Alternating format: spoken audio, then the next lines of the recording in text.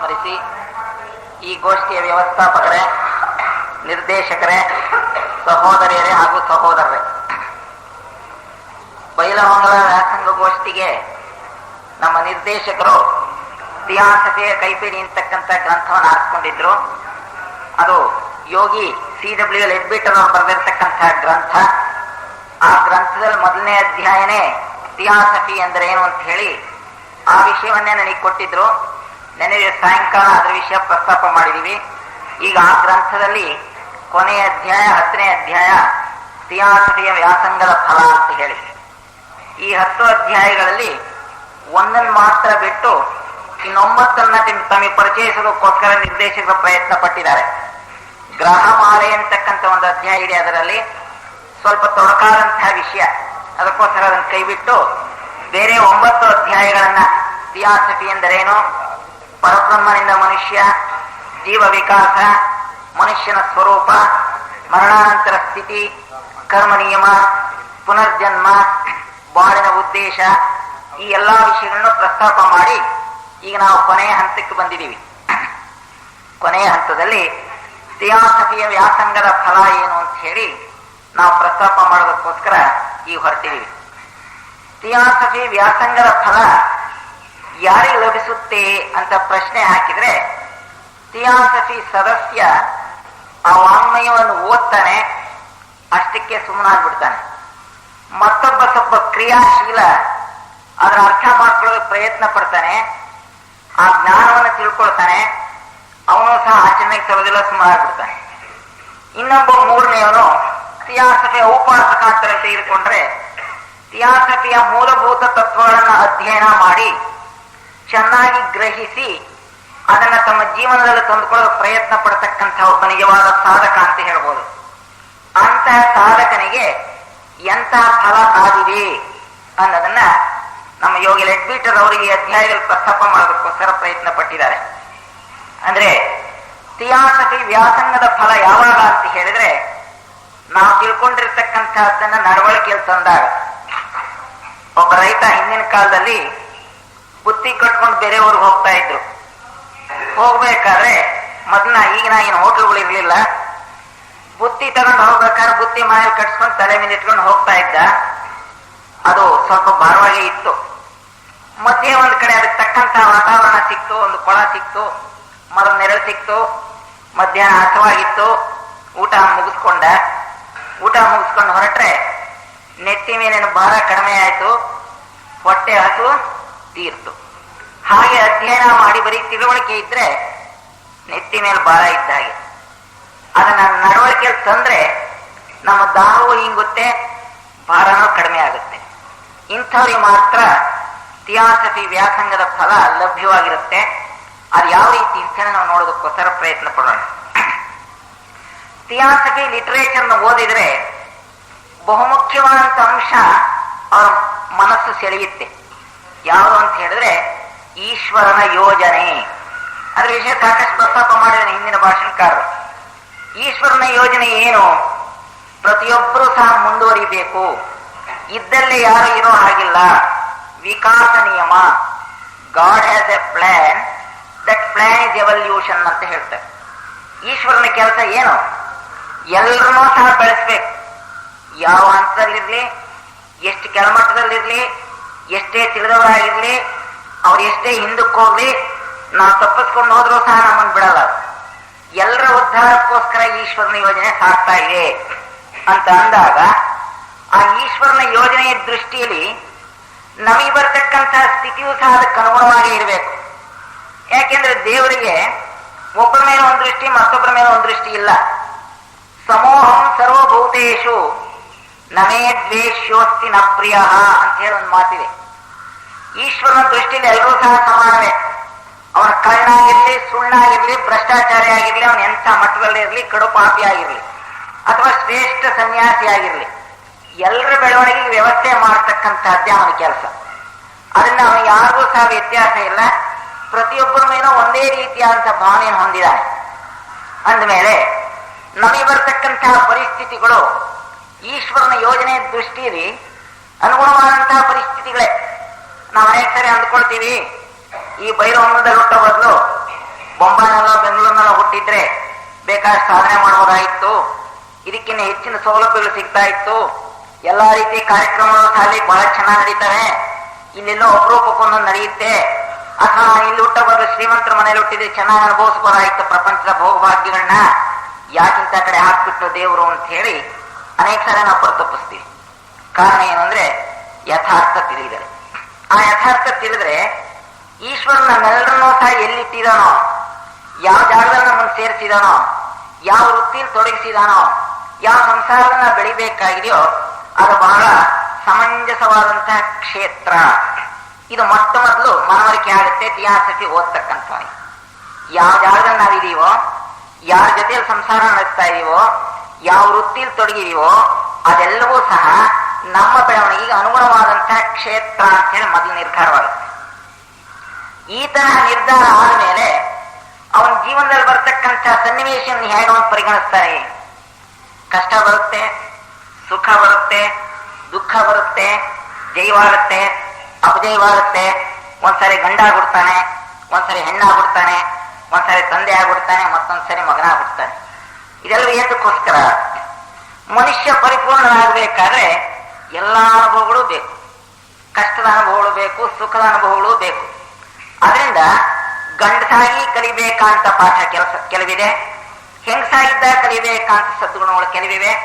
ಅದಕ್ಕೋಸ್ಕರ ನಮಗೆ ಯಾವ ರೀತಿಯಾದಂತ ಸುಖದ ಕೋಳನ್ನು ಕೊಟ್ಟಿದ್ದಾನೋ ಇವೆಲ್ಲವೂ ಸಹ ನಮಗೆ ತೊಂದರೆ ಕೊಡೋದಕ್ಕೋಸ್ಕರ ದೇವರು ಕೊಟ್ಟಿಲ್ಲ, ನಮ್ಮನ್ನು ಬೆಳೆಸೋದಕ್ಕೋಸ್ಕರ ಕೊಟ್ಟಿದ್ದಾನೆ ಅಂತಕ್ಕಂಥ ಭಾವನೆ ಚೆನ್ನಾಗಿ ಮೂಡುತ್ತೆ ಈ ಸಾಹಿತ್ಯ ಓದಿದಾಗ. ಯಾವಾಗ ಈ ಭಾವನೆ ಮೂಡುತ್ತೋ ನಾವು ಹೇಗಿರ್ತೀವಿ ಜೀವನದಲ್ಲಿ ಅಂತ ಹೇಳಿದ್ರೆ ಸಮಾಧಾನವಾಗಿರ್ತೀವಿ, ಖಿನ್ನರಾಗೋದಿಲ್ಲ, ಸಂತೋಷವಾಗಿರೋದಕ್ಕೆ ಸಾಧ್ಯ. ಇದು ಮೊಟ್ಟ ಮೊದಲನೇ ಫಲ. ಈಶ್ವರನ ಯೋಜನೆ ಅರ್ಥ ಮಾಡಿಕೊಂಡು ಥಿಯಾಸಫಿ ವಾನ್ಮಯನ್ನು ಓದಿದಾಗ ನಾವಿರತಕ್ಕಂತಹ ಸ್ಥಳವೇ ಸುಕ್ಷೇತ್ರ ಅಂತಕ್ಕಂಥ ಭಾವನೆಯಿಂದ ನಮಗೆ ಬರತಕ್ಕಂಥ ಸನ್ನಿವೇಶಗಳು ಸಹ ನಮ್ಮ ಬೆಳವಣಿಗೆಗೋಸ್ಕರ ಈಶ್ವರನ ಯೋಜನೆಯಲ್ಲಿ ಒದಗಿವೆ ಅಂತ ನಾವು ತಿಳ್ಕೊಂಡಾಗ ಯಾವ ರೀತಿಯಾಗಿ ಅಸಮಾಧಾನ ಪಡೋದಕ್ಕೆ ನಮಗೆ ಸಾಧ್ಯ ಇದೆ. ಅದರಿಂದಲೇ ಆಳವಾಗಿ ತಿಳ್ಕೊಂಡ್ರೆ ಅದರ ಫಲ ನಮಗೆ ಹೆಚ್ಚಿಗೆ ಇರುತ್ತೆ. ಇದರಿಂದ ಇಂತಹ ಸಾಧಕ ಅಥವಾ ಥಿಯಾಸಫಿಯ ಅಧ್ಯಯನ ಮಾಡಿರತಕ್ಕಂಥವನು ಯಾವ ಸಮಯದಲ್ಲೂ ಸಹ ಖಿನ್ನನಾಗೋದಿಲ್ಲ, ವ್ಯಥೆ ಪಡೋದಿಲ್ಲ, ಸಮಾಧಾನವಾಗಿರ್ತಕ್ಕಂಥ ಸ್ಥಿತಿನ ಅವನು ಬೆಳೆಸ್ಕೊಳ್ತಾನೆ. ಇನ್ನು ಎರಡನೇದಾಗಿ ಈ ಥಿಯಾಸಫಿಯನ್ನು ಓದ್ತಾ ಓದ್ತಾ ಈ ಒಂದು ಮೊದಲನೇ ಉದ್ದೇಶ ಅವನ ಮನಸ್ಸನ್ನು ಸೆಳೆಯುತ್ತೆ. ಮೊದಲನೇ ಉದ್ದೇಶ ಏನು ಹೇಳುತ್ತೆ ಥಿಯಾಸಫಿಕಲ್ ಸೊಸೈಟಿಲಿ? ಯೂನಿವರ್ಸಲ್ ಬ್ರದರ್ಹುಡ್ ಅಂತ ಹೇಳಿ, ಅಂದ್ರೆ ವಿಶ್ವ ಸೋದರತ್ವ, ಜಾತಿ ಮತ ಬಣ್ಣ ವರ್ಣ ಯಾವುದರ ಒಂದು ವಿವಕ್ಷತೆ ಇಲ್ಲದೆ, ಪಕ್ಷಪಾತವಿಲ್ಲದೆ ಎಲ್ಲರನ್ನೂ ಸಹ ಸಹೋದರಂತೆ ಭಾವಿಸ್ತಕ್ಕಂಥ ಮನೋಭಾವ ಮೂಡಿಸ್ಲಿ. ಯಾವ ಜಾತಿಲಿರ್ಲಿ, ಯಾವ ಮತದಲ್ಲಿರ್ಲಿ, ಯಾವ ಧರ್ಮವನ್ನೇ ಅನುಸರಿಸಲಿ, ಪ್ರತಿಯೊಬ್ಬನಿಗೂ ಅನುಭವ ಆಗ್ತಕ್ಕಂಥದ್ದು ಈ ಸಾಹಿತ್ಯ ಓದಿದ್ರೆ brotherhood A fact in nature ಅಂತ ಹೇಳ್ತಾರೆ. ನಾವು ಸಹೋದರವಾಗಿ ಒಬ್ಬರದೇ ಇದ್ರೂ ಸಹ ಸಹೋದರರೇ. ನಾವು ತಿಳಿದದೇ ಇರಬಹುದು. ಹೇಗೆ ಅಂದ್ರೆ ಒಂದೇ ಚೈತನ್ಯವನ್ನು ಹಂಚ್ಕೊಂಡು ನಾವು ಹುಟ್ಟಿದೀವಿ. ಇಲ್ಲಿ ಎಲ್ಲರಲ್ಲಿರ್ತಕ್ಕಂಥ ಪರಮಾತ್ಮನ ಅಂಶ ಒಂದೇ, ಆದರೆ ಅದನ್ನ ಎಷ್ಟೆಷ್ಟು ನಾವು ಬಳಸ್ಕೊಳ್ತೀವೋ ಅಷ್ಟೆಷ್ಟು ಬೆಳೀತಾ ಹೋಗ್ತೀವಿ, ಇಲ್ಲದೆ ಹೋದ್ರೆ ಅಲ್ಲೇ ಇರ್ತೀವಿ. ನಮಗೆ ಸ್ವತಂತ್ರ ದೇವರು ಕೊಟ್ಟಿದ್ದಾನೆ. ಅಂದಮೇಲೆ brotherhood A fact in nature ಅಂತ ಅಂದಾಗ ಅದನ್ನು ಮನಸ್ಸಿ ಚೆನ್ನಾಗಿ ಹಿಡಿಸಿದಾಗ ನಾವು ಪರಿಪಾಲನೆ ಮಾಡೋದಕ್ಕೆ ಇನ್ನೂ ಮುಂದೆ ನೋಡೋದಿಲ್ಲ, ಮುಂದಾಗ್ತೀವಿ. ಆ ರೀತಿ ನಾವು ಅನುಸರಿಸೋದಕ್ಕೆ ಹೊರಟಾಗ ಸಹೋದರ ಭಾವದ ತತ್ವ ಎಷ್ಟು ಉನ್ನತ ಮಟ್ಟಕ್ಕೆ ನಮ್ಮನ್ನು ಕೊಂಡೊಯ್ಯುತ್ತೆ ಅಂತ ಹೇಳಿದ್ರೆ, ನಾವು ಐಕ್ಯತೆಯನ್ನು ಹೊಂದಬೇಕಲ್ಲ ಪರಮಾತ್ಮನಲ್ಲಿ. ಬೆಳಗ್ಗೆ ಜ್ಯೋತಿ ಪೂಜೆ ಮಾಡಬೇಕಾದ್ರೆ ಒಂದು ಕ್ರಿಯೆ ನಡೆಯುತ್ತೆ, ತಾವೆಲ್ಲ ಗಮನಿಸಿರಬಹುದು. ಚಿಕ್ಕ ಜ್ಯೋತಿಯನ್ನು ದೊಡ್ಡ ಜ್ಯೋತಿಯಲ್ಲಿ ಸೇರಿಸಿದ್ರು. ರಾಮಕೃಷ್ಣ ಹೇಳ್ಬೇಕಾದ್ರೆ ಹೇಳಿದ್ರು, ಹ್ಯೂಜ್ ಪ್ರಕಾಶದಿಂದ ಪರಬ್ರಹ್ಮನಿಂದ ಸಿಡಿದು ಬಂದಿರತಕ್ಕಂಥ ಕಿಡಿಗಳು ನಾವು ಅಂತ ಹೇಳಿ. ಕಿಡಿಯೋಪಾಗಿಲಿರ್ತಕ್ಕಂಥ ನಾವು, ಚಿಕ್ಕ ಜ್ಯೋತಿ ಆಗಿರತಕ್ಕಂಥ ನಾವು ಒಂದಲ್ಲ ಒಂದು ದಿವಸ ಪರಮಾತ್ಮನ ಸೇರ್ತೀವಿ ಅಂತಕ್ಕಂಥ ಸಾಂಕೇತಿಕವಾಗಿ ಆ ಪೂಜೆನ ಆ ಕ್ರಿಯೆಯನ್ನು ಸೇರಿಸಿದ್ದಾರೆ. ಅಂದ್ರೆ ಈ ಬ್ರದರ್ಹುಡ್ ಇನ್ ನೇಚರ್ ಅಂತಕ್ಕಂಥದ್ದನ್ನು ಅರ್ಥ ಮಾಡ್ಕೊಂಡಾಗ ನಾವು ಸಹೋದರಂತೆ ಬಾಳಕ್ಕೆ ಪ್ರಾರಂಭ ಮಾಡಿದಾಗ ನಮ್ಗೆ ಯಾರ ಶತ್ರುಗಳು ಇರಲ್ಲ, ದ್ವೇಷಗಳು ಇರಲ್ಲ, ಬೇಕಾದವರು ಬೇಡವಾದವರೆಲ್ಲ ಎಲ್ಲರೂ ಒಂದೇ ಆಗುತ್ತೆ. ಯಾವಾಗ ಈ ಭಾವನೆ ಮೂಡುತ್ತೋ ಸಹೋದರ ಭಾವದಿಂದ ಸಹಕಾರ ಭಾವ ಬೆಳೆಯುತ್ತೆ. ಒಬ್ಬರಿಗೊಬ್ಬರು ಸಹಕರಿಸಿ ಬಾಳಲಿಕ್ಕೆ ನಾವು ಸಿದ್ಧರಾಗ್ತೀವಿ. ಯಾವಾಗ ಸಹಕಾರ ಉಂಟಾಗುತ್ತೋ ಸಮರಸತೆ ಮೂಡ್ತಾರೆ, ಹಾರ್ಮೋನಿ ಅಂತ ಹೇಳ್ತಾರೆ. ಈ ಹಾರ್ಮೋನಿಯ ಜೀವನ ನಮಗೆ ಸಾಧ್ಯವಾದರೆ ಐಕ್ಯತೆ ಸಹಜವಾಗಿ ನಮಗೆ ಸಿಗುತ್ತೆ. ಅಂತಹ ಪರಮಾತ್ಮನಲ್ಲಿ ಒಂದಾಗತಕ್ಕಂಥ ಅವಕಾಶ ಸಹೋದರವಾದ ತತ್ವದ ಆಚರಣೆಯಿಂದ ಪ್ರಾರಂಭ ಮಾಡಿ ಮೆಟ್ಲಾಗಿ ಅದನ್ನು ವ್ಯಾಪಕವಾಗಿ ಅವನ ಅನುಸರಿಸ್ತಾ ಹೋದರೆ ಐಕ್ಯತೆಯನ್ನು ಹೊಂದೋದಕ್ಕೆ ಸಾಧ್ಯ. ಈ ಫಲ ಇವನಿಗೆ ಕಾದಿದೆ, ಸರಿಯಾಗಿ ಅದನ್ನ ಪರಿಪಾಲನೆ ಮಾಡಿದೆ. ಸಹೋದರ ಭಾವ ಅಂತ ಹೇಳಿ ನಾವು ಕೆಲವು ಸಾರಿ ನಮ್ಮ ಅನುಭವ ಬರುತ್ತೆ, ನಾವೆಲ್ಲರ ಜೊತೆಯಲ್ಲೂ ಸಹೋದರಂತೆ ಬಾಳ್ತೀವಿ ಅಂತ ಹೇಳಿ ಅನೇಕ ಸಾರಿ ನಮಗೆ ಅಂದ್ಕೊಳ್ತೀವಿ. ಯಾರ ಜೊತೆಯೂ ಹೊಂದ್ಕೊಂಡು ಬಾಳ್ತೀವಿ ಅಂತ ಹೇಳಿದ್ರೆ ನಮಗೆ ಹಿತವಾದವ್ರ ಜೊತೆಯಲ್ಲಿ, ನಮ್ಮ ಬಂಧುಗಳ ಜೊತೆಯಲ್ಲಿ, ನಮಗೊಳ್ಳೆಯವರಾಗಿರೋ ಜೊತೆಯಲ್ಲಿ ನಮಗೆ ಲಾಭ ಬರ್ತಕ್ಕಂಥ ಸನ್ನಿವೇಶದಲ್ಲಿ ತದ್ವಿರುದ್ಧವಾದ ಸನ್ನಿವೇಶ ಬಂದ್ರೆ ನಮ್ಮ ಅಭಿಪ್ರಾಯ ಬೇರೆ ಅಭಿಪ್ರಾಯ ವ್ಯಕ್ತಪಡಿಸೋರು ಅಥವಾ ನಮ್ಮ ಶತ್ರುಗಳು ಅಥವಾ ಆಗಲೇ ಇರ್ತಕ್ಕಂಥ ಕಿರುಕುಳ ಕೊಡೋರು ಬಂದ್ರೆ ಅವ್ರನ್ನ ಯಾವ ರೀತಿ ನೋಡ್ತೀವಿ ನಾವು, ಅವನಾಗೆ ದೂರೀಕರಿಸ್ತೀವಿ. ಇದೆಲ್ಲ ಸಹೋದರ ತತ್ವದ ಅನುಷ್ಠಾನ. ಅವರಲ್ಲೂ ಸಹ ದೇವರನ್ನು ಕಾಣಬೇಕು ನಾವು. ಅಷ್ಟೇ ಅಲ್ಲ, 2 ಕಾಲಿನ ಪ್ರಾಣಿಗಳೇ ಅಲ್ಲ, 4 ಕಾಲಿನ ಪ್ರಾಣಿಗಳಲ್ಲೂ ದೇವರನ್ನು ನೋಡ್ಬೇಕು. ಗಿಡ ಮರಗಳಲ್ಲೂ ಸಹ ಚೈತನ್ಯ ಇದೆ, ಪಶು ಪಕ್ಷಿಗಳಲ್ಲೂ ಸಹ ಚೈತನ್ಯ ಇದೆ. ಅವನ್ನೂ ಸಹ ಕಿರಿಯ ಸಹೋದರರು ಅಂತೇಳಿ ನಾವು ಭಾವಿಸ್ಬೇಕು. ಹಾಗೆ ನಮ್ಮ ಜೊತೆಯಲ್ಲಿ ಇರ್ತಕ್ಕಂಥ ಸಹಪಾಠಿಗಳನ್ನೆಲ್ಲ ನಮ್ಮ ಸಮಾನ ಸ್ಕಂದರು, ಸ್ನೇಹಿತರು ಅಂತ ಭಾವಿಸ್ಬೇಕು. ಹಾಗೆ ನಮಗಿಂತ ಮುಂದುವರೆದು ಹೋಗಿರ್ತಕ್ಕಂಥವರೆಲ್ಲ ಸಂಸರಣೆಯಲ್ಲಿ ಸಾಕಷ್ಟು ಬೆಳೆದು ಅವರೆಲ್ಲ ನಮಗೆ ಹಿರಿಯ ಸಹೋದರರು ಅಂತೇಳಿ ನಾವು ಪರಿಗಣಿಸ್ಬೇಕು. ಇದು ಸಹೋದರ ಭಾವದ ಅನುಷ್ಠಾನ. ಹಿರಿಯವರನ್ನ ಪೂಜ್ಯ ಭಾವದಿಂದ ನೋಡ್ತಕ್ಕಂಥದ್ದು, ಸಮಾನ ಸ್ಕಂದರನ್ನ ಸ್ನೇಹ ಭಾವದಿಂದ ನೋಡ್ತಕ್ಕಂಥದ್ದು, ನವೀನ ಸಂಸರಣೆ ಹಿಂದಿರ್ತಕ್ಕಂಥವ್ರನ್ನ ಕಿರಿಯ ಸಹೋದರರು ಅಂತೇಳಿ ಪರಿಗಣಿಸ್ತಕ್ಕಂಥದ್ದು. ಈ ಸಹೋದರ ಭಾವದ ಅನುಷ್ಠಾನ ನಾವು ನಿಜವಾಗೂ ಮಾಡಿದ್ದೆ ಆದ್ರೆ ನಮ್ಮ ಸ್ಥಿತಿ ಹೇಗಿರುತ್ತೆ ಅಂತ ಹೇಳಿದ್ರೆ, ಪಾಪವನ್ನು ದ್ವೇಷಿಸು, ಪಾಪಿಯನ್ನು ಪ್ರೀತಿಸು ಅನ್ನೋದನ್ನ ನಾವು ಮಾಡ್ತೀವಿ. ಪಾಪ ಮಾಡ್ತಕ್ಕಂಥವ್ರಿದ್ದಾರೆ, ಭ್ರಷ್ಟಾಚಾರಿಗಳಿದ್ದಾರೆ, ತಪ್ಪು ಮಾಡೋರಿದ್ದಾರೆ. ಆದ್ರೆ ಅವ್ರು ನೋಡಿದ್ರೆ ನಮಗೆ ಸಿಟ್ಟು ಬರಲ್ಲ, ಕೋಪನೂ ಬರಲ್ಲ. ಯಾರ ಮೇಲೆ ನಮಗೆ ಕೋಪ ಬರುತ್ತೆ? ಅವರಲ್ಲಿರ್ತಕ್ಕಂಥ ಪಾಪ ಕೃತ್ಯದ ಮೇಲೆ ನಮಗೆ ಕೋಪ ಬರುತ್ತೆ, ದ್ವೇಷ ಬರುತ್ತೆ ವಿನಃ ಅವ್ರ ಮೇಲೆ ಕೋಪ ಬರಲ್ಲ. ಏಕೆ? ತಿಳಿದರೆ ತಪ್ಪು ಮಾಡಿದಾನೆ, ಮುಂದೆ ಅವನು ಸಹ ತಿದ್ದುಕೊಳ್ತಾನೆ, ಆ ತಿದ್ದುಕೊಳ್ಳೋದಕ್ಕೆ ನಾನೇನು ಸಹಾಯ ಮಾಡಬಹುದು, ಅವನಲ್ಲಿರ್ತಕ್ಕಂಥ ಅಜ್ಞಾನವನ್ನು ಹೋಗಲಾಡಿಸಿ ಅವನ ತಪ್ಪು ಅವನೇ ತಿದ್ದುಕೊಳ್ಳೋದು ಸಾಧ್ಯ ಆಗುತ್ತೆ ಅಂತ ಹೇಳಿ ಅವನಿಗೆ ಸಹಾಯ ಮಾಡೋದಕ್ಕೋಸ್ಕರ ಮುಂದಾಗ್ತೀವಿ. ಈ ದೃಷ್ಟಿಕೋನ ನಮ್ಮಲ್ಲಿ ಬೆಳೆಯುತ್ತೆ. ಈಗ ಒಬ್ಬ ವೈದ್ಯನ ಹತ್ರ ರೋಗಿ ಹೋದ್ರೆ ರೋಗಿನ ಅವನು ದ್ವೇಷಿಸಿದ್ರೆ ಏನು ಔಷಧಿ ಕೊಡಕ್ ಸಾಧ್ಯ? ರೋಗವನ್ನು ದ್ವೇಷಿಸ್ತಾನೆ, ರೋಗಿನ ಪ್ರೀತಿಸ್ತಾನೆ. ರೋಗಿನ ಪ್ರೀತಿಸಿದ್ರೆ ಅವನು ಔಷಧಿ ಕೊಡಕ್ಕಾಗಲ್ಲ. ಹಾಗೆ ನಮ್ಮ ಜೀವನದಲ್ಲಿ ಸಹೋದರ ಭಾವತತ್ವ ಅನುಷ್ಠಾನ ಮಾಡ್ತೀವಿ ಅಂತ ಹೇಳೋದಾದ್ರೆ ಪ್ರತಿಯೊಬ್ಬರನ್ನೂ ಪ್ರೀತಿಸ್ಬೇಕು, ಯಾವ ವ್ಯತ್ಯಾಸವೂ ಇಲ್ಲ. ಈ ಮನೋಭಾವ, ಈ ವಾಂಗ್ಮಯವನ್ನು ಓದಿರ್ತಕ್ಕಂತಹ ಸಾಧಕನಿಗೆ ಅವನಿಗೆ ಕರಗತವಾಗಿರ್ತಕ್ಕಂಥ ಒಂದು ಕಲೆ. ಈ ಒಂದು ದೃಷ್ಟಿನ ಗೀತೆ ಹೇಳೋ ರೀತಿ ನೋಡೋದಾದ್ರೆ, ಆತ್ಮೋಪಮ್ಯೇನ ಸರ್ವತ್ರ ಸಮಂ ಪಶ್ಯತಿ ಯೋರ್ಜುನ ಅಂತ ಹೇಳಿದೆ. 6ನೇ ಅಧ್ಯಾಯದಲ್ಲಿ ಸಮತ್ವ ಯೋಗ ಅಂತ ಹೇಳಿ 4 ಶ್ಲೋಕಗಳನ್ನ ಕೃಷ್ಣ ಪರಮಾತ್ಮ ಹೇಳ್ತಾ, ಸಮಾನತೆ ಯಾವಾಗ ಬರುತ್ತೆ, ನಮ್ಮಲ್ಲಿ ಎಲ್ಲರನ್ನ ಒಂದೇ ರೀತಿ ಕಾಣ ಯಾವಾಗ ಸಾಧ್ಯ ಅಂತ ಹೇಳಿದ್ರೆ, ಎಲ್ಲೆಲ್ಲೂ ದೇವರನ್ನ, ದೇವರಲ್ಲಿ ಎಲ್ಲವನ್ನೂ ನೋಡ್ತಕ್ಕಂಥ ಸಾಮರ್ಥ್ಯ ನಮಗೆ ಬರಬೇಕು. ಆ ಸಾಮರ್ಥ್ಯ ಬರುತ್ತೆ ಈ ಯೂನಿವರ್ಸಲ್ ಬ್ರದರ್ಹುಡ್ ಅನ್ನು ಸರಿಯಾಗಿ ಅರ್ಥ ಮಾಡ್ಕೊಂಡ್ರೆ.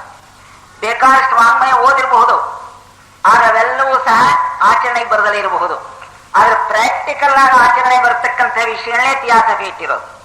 ಇದುವರೆಗೂ ಏನೇನು ಅವರು ಯೋಜನೆ ಹಾಕಿ ಮಹಾತ್ಮರು ಹೊಸ ಹೊಸ ಧರ್ಮಗಳನ್ನು ಕೊಟ್ಟರು ಸಹ ಆ ಧರ್ಮಗಳ ಮೂಲಕ ಪರಿಪಾಲನೆ ಆಗದಲೇ ಏನದರ ದೌರ್ಬಲ್ಯ ಇತ್ತು ಅದನ್ನು ಸರಿಪಡಿಸೋದಕ್ಕೋಸ್ಕರ ಹೊಸದು ತರ್ತಾರೆ ಅವರು.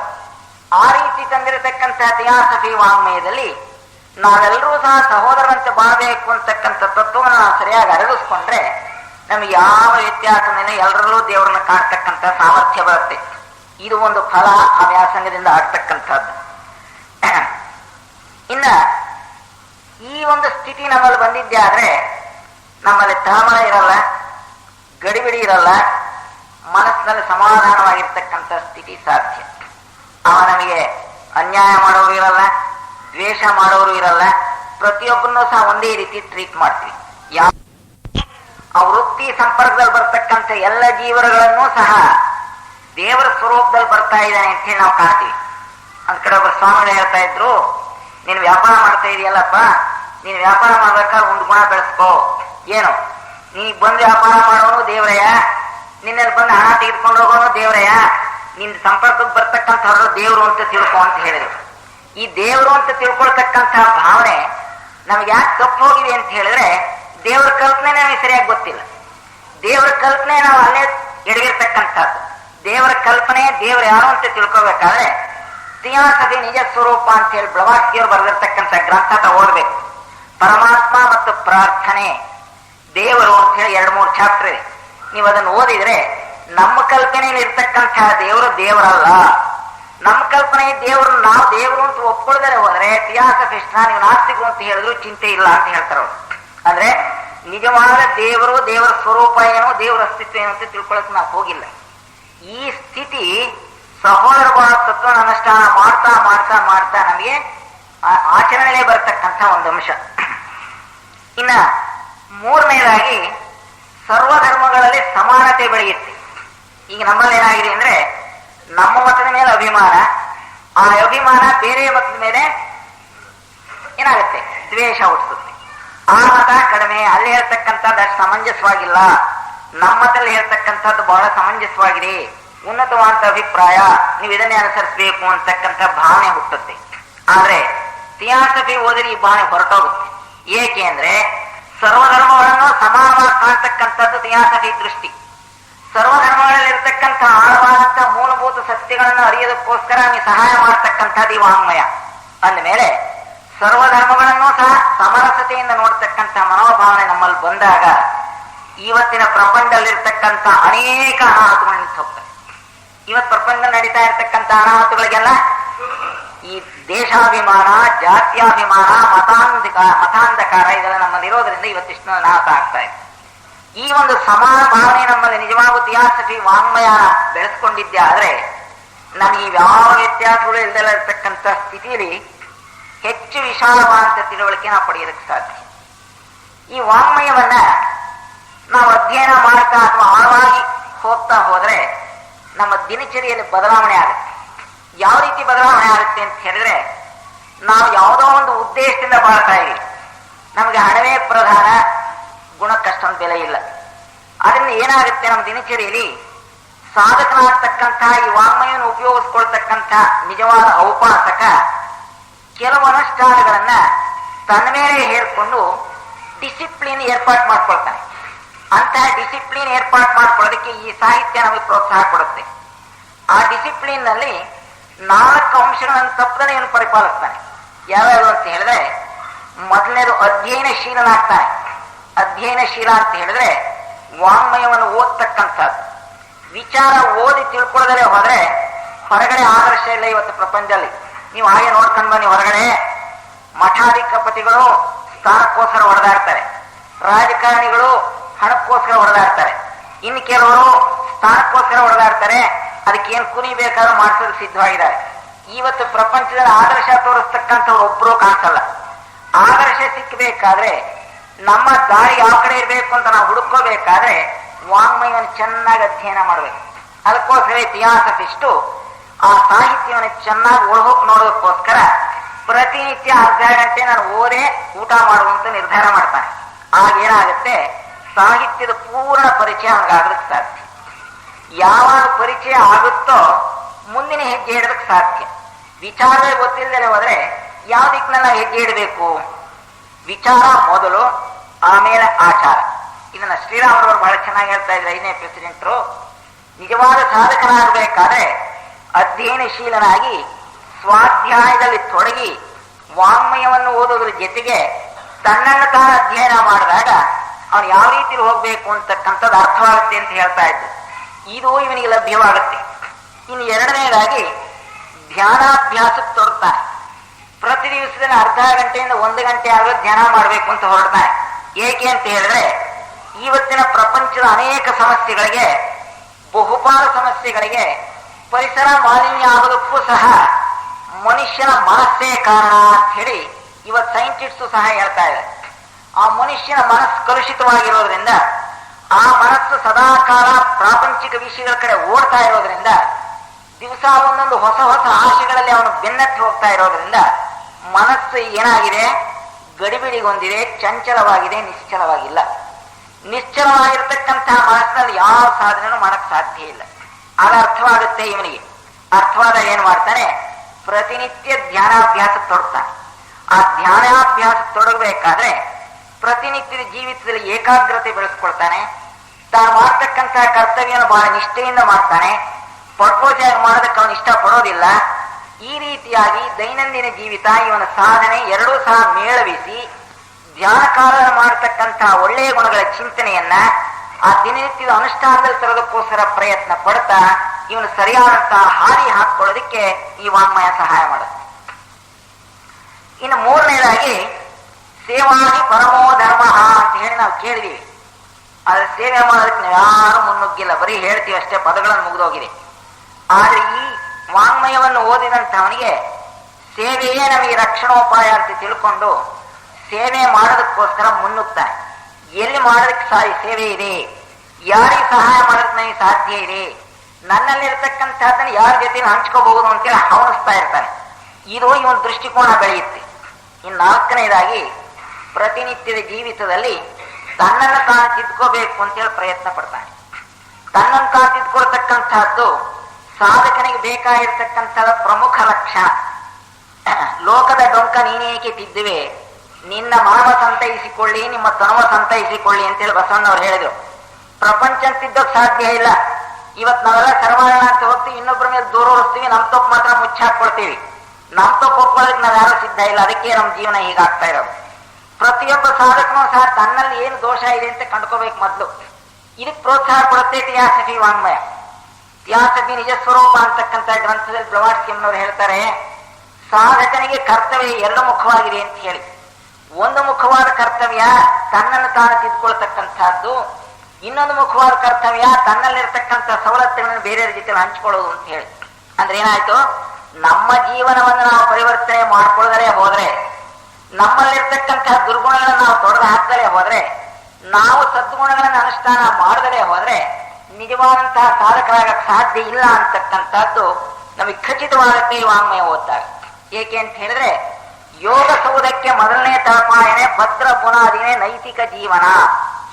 ನೈತಿಕ ಜೀವನವನ್ನು ನಾವು ಅನುಷ್ಠಾನ ಮಾಡಿದರೆ ಯೋಗಿಗಳಾಗ್ತೀವಿ, ಸಾಧಕರಾಗ್ತೀವಿ ಅಂತ ಹೇಳಿದ್ರೆ ಹುಚ್ಚುತನ, ಮರಳಿನ ಮೇಲೆ ಮನೆ ಕಟ್ಟದಾಗಿ ಅಂತ ಹೇಳಿ. ಅದರಿಂದ ನೀತಿಗೆ ಬೆಲೆ ಕೊಡ್ತೀವಿ, ನೈತಿಕ ಜೀವನವನ್ನು ನಡೆಸ್ತೀವಿ, ಧರ್ಮಕ್ಕೆ ಅನುಗುಣವಾಗಿ ಬಾಳ್ತೀವಿ. ಅದರಿಂದ ಧರ್ಮಕ್ಕೆ ಅನುಗುಣವಾಗಿ ಬಾಳ್ತಕ್ಕಂತಹ ಮನೋಭಾವ ಈ ಸಾಹಿತ್ಯವನ್ನು ಓದಿದ್ರೆ ನಿಮಗೆ ಚೆನ್ನಾಗಿ ಸಿಗುತ್ತೆ. ಇಷ್ಟಾದ ಮೇಲೆ ಇನ್ನು ಕೆಲವು ವಿಷಯಗಳನ್ನು ಗಮನ ಕೊಡ್ತಾನೆ. ಪ್ರಕೃತಿ ಗುಣಗಳನ್ನ ಅರ್ಥ ಮಾಡ್ಕೊಳ್ತಾನೆ. ಪ್ರಕೃತಿಲಿರ್ತಕ್ಕಂಥ ಮೂರು ಗುಣಗಳನ್ನ ಪರಿಚಯ ಮಾಡ್ಕೊಳ್ತಾನೆ. ತಾಮಸ ಸ್ವಭಾವ, ರಾಜಸ ಸ್ವಭಾವ, ಸಾತ್ವಿಕ ಸ್ವಭಾವ ಅಂತ ಹೇಳಿ. ಈ ಮೂರು ಸ್ವಭಾವಗಳಲ್ಲಿ ಬಹಳಷ್ಟು ನಮ್ಮನ್ನ ತೊಂದರೆ ಕೊಡ್ತಕ್ಕಂಥದ್ದು ತಾಮಸ ಪ್ರವೃತ್ತಿ. ತಾಮಸ ಪ್ರವೃತ್ತಿ ಲಕ್ಷಣ ಏನು ಅಂತ ಹೇಳಿದ್ರೆ ಸೋಮಾರ್ತನ, ಬೇಸರ, ಬೋರ್ ಆಗುತ್ತೆ ಅಂತೀವಲ್ಲ ಅದು, ಕಾಟಾಚಾರ ಕೆಲಸ ಮಾಡೋದು, ಏನು ಮಾಡಿದ್ರೆ ಸುಮ್ಮನೆ ಬಿತ್ಕೊಂಡು ಕಾಲ ಕಳೆಯೋದು, ಇಂಥವರ ಜಾಸ್ತಿ ಇವತ್ತು ಪ್ರಪಂಚದಲ್ಲಿ. ಸೋಮಾರಿಯಾಗಿರ್ಬೇಕು, ಹಣ ಬರಬೇಕು. ಯಾವ ಮಾರ್ಗದಲ್ಲಾದ್ರೆ ನಂಗೆ ಹಣ ಬಂದ್ಬಿಟ್ರಾಯ್ತು, ಕಷ್ಟ ಪಡಬೇಕಾಗಿಲ್ಲ ಅಂತ ಒಂದು ತೀರ್ಮಾನ ಬಂದ್ಬಿಟ್ಟಿದೆ ಇವತ್ತಿನ ಸಮಾಜ. ಅದಕ್ಕೆ ಇಷ್ಟೊಂದು ಅನಾಹುತ ಆಗ್ತಾ ಇರ್ತಕ್ಕಂಥದ್ದು.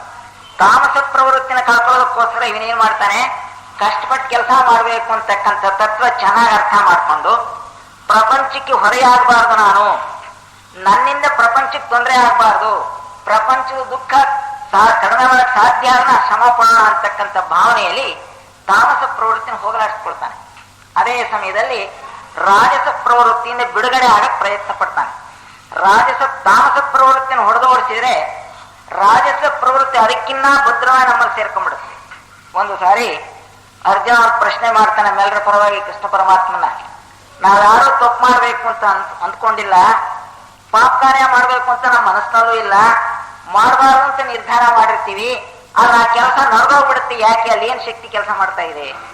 ನಮಗೇನೋ ಮಾಡ್ಬೇಕು ಅಂತ ಇಷ್ಟೇ ಇಲ್ಲ, ಕೆಟ್ಟದ್ ಮಾಡ್ಬೇಕು ಅಂತ ಹೇಳಿ, ಆದ್ರೆ ಕೆಟ್ಟದ್ದು ಆಗ್ಬಿಡುತ್ತಲ್ಲ ಯಾಕೆ ಅಂತ ಪ್ರಶ್ನೆ ಮಾಡ್ತಾನೆ.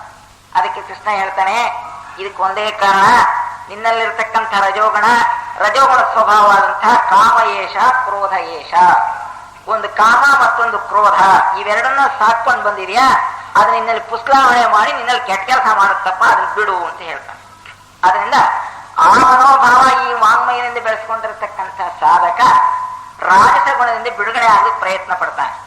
ಅಷ್ಟು ಬಿಟ್ಟ ಮೇಲೆ ಸಾತ್ವಿಕದಲ್ಲೇ ನಿಲ್ಲೋದಿಲ್ಲ. ಸಾತ್ವಿಕ ಸ್ವಭಾವ ಚಿನ್ನದ ಸರಪಣಿ ಇದ್ದಾಗೆ, ರಾಜಸ ತಾಮಸ ಸ್ವಭಾವ ಕಬ್ಬಿಣದ ಸರಪಣಿ ಆದ್ರೆ ಸಾತ್ವಿಕ ಸ್ವಭಾವ ಚಿನ್ನದ ಸರಪಣಿ, ಅದು ಸಹ ಬಂಧಿಸುತ್ತೆ. ಅದರಿಂದ ಸಾತ್ವಿಕ ಸ್ವಭಾವವನ್ನು ಬಿಟ್ಟ ಮೇಲೆ ಇರೋದಕ್ಕೋಸ್ಕರ ಪ್ರಯತ್ನ ಪಡ್ತಾನೆ. ತ್ರಿಗುಣಾತೀತನಾಗಬೇಕು ಅಂತೇಳಿ ಅವನ ನಿರ್ಧಾರ ಆಗಿರುತ್ತೆ. ಈ ವಾಂಗ್ಮಯವನ್ನು ಅಧ್ಯಯನ ಮಾಡೋದ್ರಿಂದ ಎಲ್ಲೂ ನಿಲ್ಲದಲೇ ನಿನ್ನ ಸ್ವಭಾವ ನೀನು ಅರ್ಥ ಮಾಡಿಕೊಂಡು ಮೆಟ್ಲಾಗಿ ಅವನ್ನೆಲ್ಲ ಹತ್ತಿಕ್ಕಿ ಮುಂದುವರಿತಾ ಹೋಗ್ಬೇಕು ಅಂತಕ್ಕಂಥ ಭಾವನೆ ನಮ್ಮಲ್ಲಿ ಮೂಡುತ್ತೆ. ಅದಕ್ಕೋಸ್ಕರ ಇವನೇನು ಮಾಡ್ತಾನೆ, ತ್ರಿಗುಣಾತೀತನಾಗೋದಕ್ಕೋಸ್ಕರ ತವಕ ಪಡ್ತಾ ಹೋಗ್ತಾನೆ. ಈ ದೃಷ್ಟಿಕೋನ ಬೆಳೆಯುತ್ತೆ. ಇನ್ನೊಂದು ವಿಷಯ ಮುಖ್ಯವಾಗಿ ಈ ಗೋಷ್ಠಿಯಲ್ಲಿ ಕರ್ಮನಿಯಮದ ಬಗ್ಗೆನೇ ಒಂದು ಭಾಷಣ ಇಟ್ಕೋಬೇಕಾಗಿತ್ತು. ಅದನ್ನು ಸೂಕ್ಷ್ಮವಾಗಿ ಹಿಂದಿನ ಭಾಷಣದಲ್ಲಿ ಸೇರಿಸ್ಬಿಟ್ರು ನಮ್ಮ ನಿರ್ದೇಶಕರು. ಕರ್ಮನಿಯಮ ಚೆನ್ನಾಗಿ ಅರ್ಥ ಮಾಡ್ಕೊಳ್ಳೋದು ಥಿಯಾಸಫಿನೇ ಬೇಕು. ಏಕೆ ಅಂತ ಹೇಳಿದ್ರೆ ಕರ್ಮನಿಯಮದ ಬಗ್ಗೆ ಸಾಕಷ್ಟು ಪ್ರಸ್ತಾಪ ಬೇರೆ ಗ್ರಂಥಗಳಲ್ಲೆಲ್ಲ ಇದೆ. ಭಗವದ್ಗೀತೆಯ ಒಂದು ಅಧ್ಯಾಯನೇ ಇದೆ. ಆದರೂ ಸಹ ಅಲ್ಲಿ ಸ್ವಲ್ಪ ಗುಪ್ತವಾಗಿ ರಹಸ್ಯವಾಗಿಟ್ಟಿದ್ದಾರೆ. ಯಾಕೆ ಅಂತ ಹೇಳಿದ್ರೆ ಮನುಷ್ಯ ಬೆಳವಣಿಗೆ ಆದಾಗ ಹಾಗೆಲ್ಲ ಆ ಒಂದು ಹೊಸ ದರ್ಶನವನ್ನು ನೀವು ಮಾಡಿಸ್ತಾ ಹೋಗ್ತಾರೆ.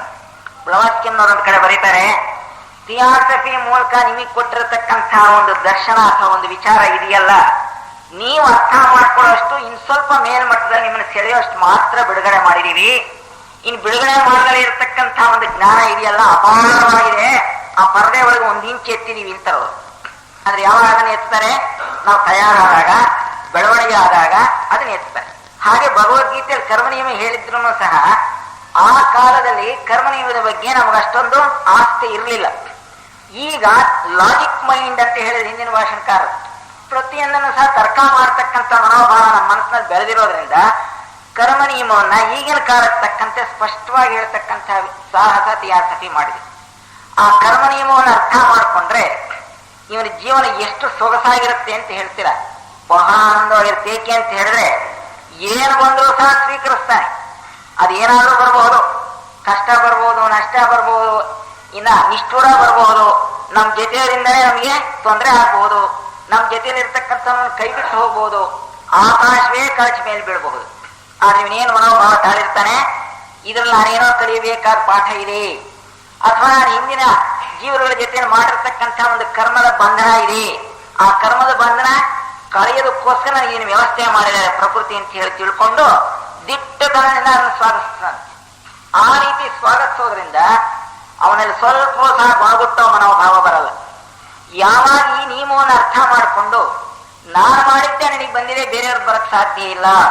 ಕರ್ಮ ನಿಯಮ ಒಂದು ಮಾತು ಹೇಳ್ತೇನೆ, ಚೆನ್ನಾಗಿ ಅರ್ಥ ಮಾಡ್ಕೋಬೇಕು.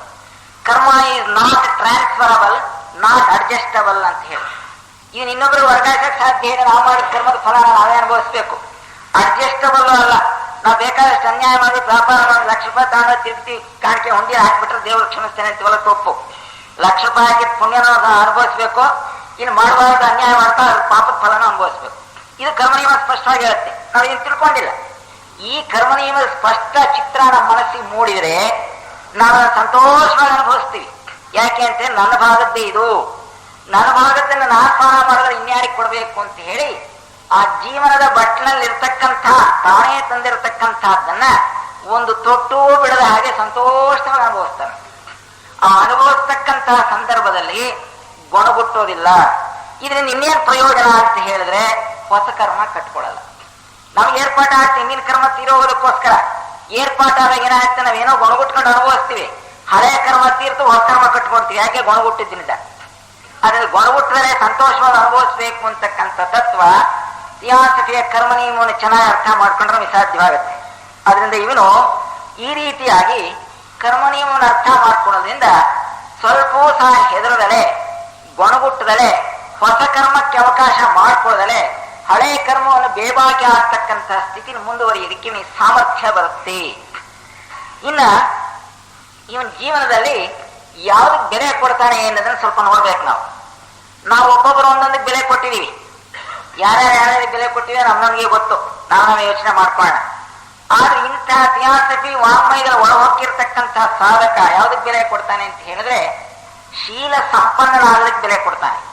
ಹಣಕ್ಕೆ ಬೆಲೆ ಕೊಡಲ್ಲ. ಎಷ್ಟು ಬರುತ್ತೋ ಅಷ್ಟು ಬರಲಿ, ಬರಬೇಕಾದ್ರೆ ತಪ್ಪಿಸ್ಕೊಳಕ್ ಸಾಧ್ಯ ಇಲ್ಲ. ನಾನು ಮಾಡಿದ ಕರ್ಮದ ಫಲ ಇನ್ನೊಬ್ಬರಿಗೆ ಟ್ರಾನ್ಸ್ಫರ್ ಆಗಲ್ಲ. ನಾನು ಮಾಡಿದ ಕರ್ತವ್ಯದ ಫಲ ದೇವರು ಕೊಟ್ಟೇ ತೀರಬೇಕು. ಅದರಿಂದ ಕರ್ತವ್ಯದಲ್ಲಿ ನೀವು ಫಲ ಬರಬೇಕು ಅಂತ ಆಸೆ ಮಾಡಲ್ಲ. ಅದ್ರ ಬದಲು ಬಂದಿದ್ದನ್ನು ಅನುಭವಿಸೋದ್ರ ಮೂಲಕ ಇವನೇನ್ ಮಾಡ್ತಾನೆ, ಹಣಕ್ಕೆ ಹೆಚ್ಚಿನ ಗಮನ ಕೊಡಲ್ಲ. ಹಣಕ್ಕೆ ಎಷ್ಟು ಬೆಲೆ ಕೊಡ್ಬೇಕು ಅಷ್ಟೇ ಕೊಡ್ತಾನೆ. ದುಡಿಬೇಕು, ದುಡಿದರೆ ಇರಬಾರ್ದು. ದುಡಿದರೆ ಬೇರೆಯವರು ಹೊರೆ ಆಗಬಾರ್ದು. ಬೇರೆಯವರು ಹೊರೆ ಆಗ್ತಕ್ಕಂಥದ್ದು ಸಹ ನಮ್ಮ ತಪ್ಪು.